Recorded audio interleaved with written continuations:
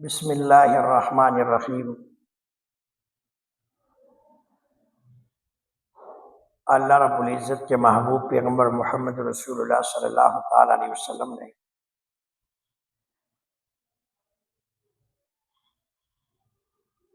آج ہمیں ایک اصول دیا تھا اپنی زندگی گزارنے کے لیے، ایک ڈسپلین، ایک طریقہ کار۔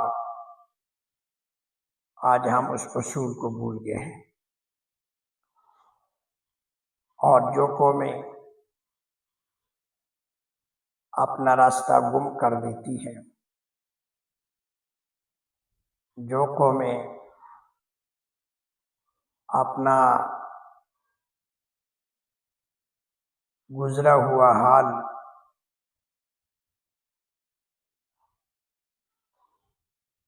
گم کر دیتے ہیں، بھول جاتے ہیں،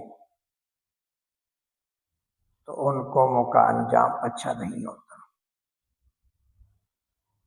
اس لیے جو شخص اپنے آپ کو، جو آج کل نعرہ لگایا جاتا ہے کہ جدید تقاضوں سے آراستہ، آشنا لوگ، اور وہ نئی نئی کہانیاں اور نئی نئی باتیں بتاتے ہیں، اور بعض لوگ جہالت کی بنیاد پر اکثر یہ کہہ دیتے ہیں کہ یہ پرانی باتیں ہیں، اب نیا جدید دور ہے۔ اگر اسی اصول کو سامنے رکھو اور پرانی باتوں کو چھوڑ دو، جدید دور ہے، نئی باتیں اختیار کرو، تو پھر اپنے جسم پر توجہ کیجئے۔ یہ پاؤں بھی تمہارے ساتھ شروع سے ہیں، یہ زبان، آنکھیں تمہارے ساتھ شروع سے نبی نے کال پھینکی ہے۔ اس لیے پرانے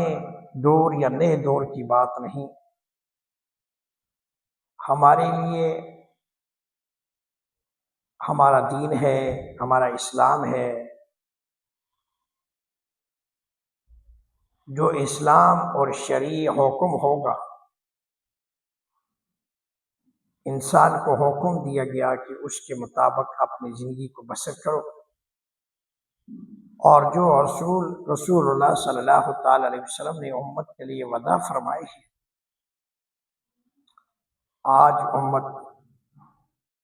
اس اصول کو بلا بیٹھی ہے۔ اور جو قوم اپنے راستے سے بھٹک جائے، اس کو راستے پہ لاتے ہوئے بہت وقت چاہیے اور بڑی محنت درکار ہے۔ نبی کریم صلی اللہ تعالی علیہ وسلم نے ایک حدیث کے ذریعے سب سے پہلے یہ اصول بتایا کہ ہر مسلمان دوسرے مسلمان کا بھائی ہے۔ رسول اللہ صلی اللہ تعالی علیہ وسلم نے یہ اصول بیان فرمایا ہے، خواہ وہ کوئی زبان کا بولنے والا ہو، خواہ وہ کسی نسل سے ہو، خواہ وہ کسی ذات کا ہو، تو ذات، نسل، زبان، خاندان کی اس میں کوئی بات نہیں۔ ہمارا مشن، ہمارا بنیاد قرآن ہے، ہمارا بنیاد کلمہ ہے، ہماری بنیاد ایمان ہے، ہمارا بنیاد اسلام ہے۔ اگر وہ اسلام لا چکا ہے اور کلمہ پڑھ چکا ہے اور قرآن مجید کو تسلیم کرتا ہے، اللہ کے نبی صلی اللہ علیہ وسلم کو آخری رسول، آخری پیغمبر مانتا ہے، تو وہ چاہے جیچے جائے کہ وہ کسی خاندان کا کیوں نہ ہو، تو رسول اللہ صلی اللہ علیہ وسلم نے فرمایا کہ وہ تمہارا بھائی ہے۔ اس لیے تم اپنے بھائی کی قدر کیا کرو، اور جس طرح ایک اینٹ دوسری اینٹ کے ساتھ مل کر تعمیرات ہوتی ہیں، اسی طرح نسلوں کی تعمیرات عوام کی تعمیرات، قوم کی تعمیرات بھی مسلمانوں کی بائیں محبت، اتفاق، جوڑ سے پیدا ہوتی ہے۔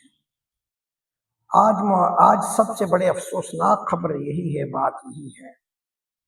جو ہمارے لیے مسلمانوں کی یہ المیہ ہے کہ مسلمانوں کی صفوں کے اندر دراڑ ہے، جس کی وجہ سے دشمن اسلام مسلمانوں پر چڑھ دوڑا۔ ہمارے جہاں بھی دیکھیں، جس ملک میں دیکھیں، آج مسلمانوں کوئی نقصان پہنچایا جا رہا ہے، مسلمانوں ہی کو حقیر جانا جا رہا ہے، مسلمانوں ہی کو ذبح کیا جا رہا ہے، مسلمانوں کا خون پانی سے بھی سستا سمجھ کے بہایا جا رہا ہے، اور کوئی پوچھنے والا نہیں۔ اس کی وجہ کیا ہے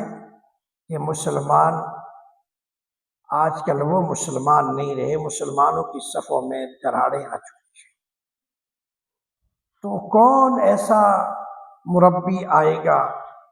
کون ایسا کوئی مربی آئے گا جو ان قوموں کو، مسلمانوں کو یکجا کر کے اور ایک لائن میں کھڑا کر کے، ایک قطار میں کھڑا کر کے، ایک صف میں کھڑا کر کے ان کو بھائی بندی کی بن میں باندھا جائے اور ان کو احساس دلایا جائے کہ اگر تم اسی طرح مسلمان ایک دوسرے کی ٹانگیں کھینچتے رہے، فروعی اختلافات کو اگر آپ نے اتنا انتشار کا سبب بنا لیا تو پھر اس کا نتیجہ یہ نکلا گا کہ ہم تنکا تنکا بہہ جائیں گے، اور جو رسول اللہ صلی اللہ علیہ وسلم نے ارشاد فرمایا جس طرح کہ ایک زمانہ آئے گا کہ کافر قومیں چل دوڑیں گی اور مسلمان اس طرح بہہ جائیں گے جس طرح پانی کے اندر تنکے بہہ جاتے ہیں۔ گویا کہ انہوں نے خبر پہلے دے دی کہ انتشار ہوگا، جدائیاں ہوں گی اور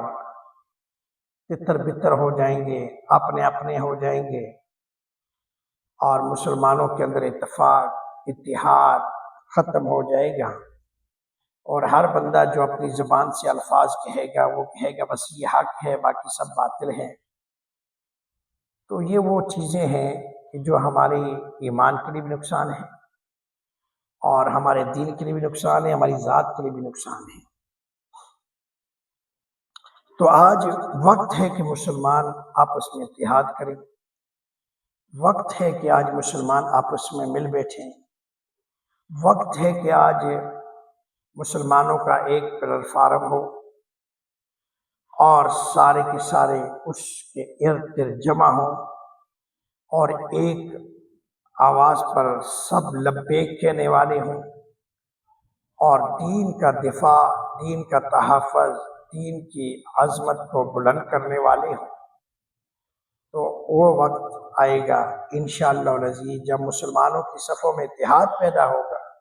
جب مسلمانوں کی صفوں کے اندر اتفاق آئے گا، جب مسلمانوں کی صفوں کے اندر ایک قرب پیدا ہوگا، نسبت پیدا ہوگی، تو کسی کافر قوم کی ہمت نہیں ہوگی، کسی کافر ملک کی ہمت نہیں ہوگی کہ وہ مسلمانوں پر چڑھ دوڑے یا مسلمانوں کو نقصان پہنچائے۔ تو جب تک ہم ایک تتر بتر رہیں گے اور اگر ہم اپنے آپ کو نہیں سنبھال سکیں گے اور اتفاق نہیں پیدا کر سکیں گے تو پھر یہی عالم ہوگا، بلکہ اس سے بھی آگے مزید حالات خراب ہوں گے کہ جس کی مرضی آئی مسلمانوں پر چڑھ دوڑے گا، مسلمانوں کا خون بہائے گا اور کوئی پوچھنے والا نہیں ہوگا۔ تو اس لیے ضروری ہے کہ مسلمان آپس میں بھائی بھائی بن جائیں اور بھائی بندی میں آ جائیں اور ایک دوسرے کی ہم خوار، ایک دوسرے کا احساس پیدا کرنے والے ہوں۔ جس طرح ایک پاؤں کی انگوٹھے میں اگر تکلیف ہو تو آنکھ روتی ہے، اور اگر سر پہ کوئی ڈنڈا مارے تو ہاتھ بڑھتا ہے روکنے کے لیے،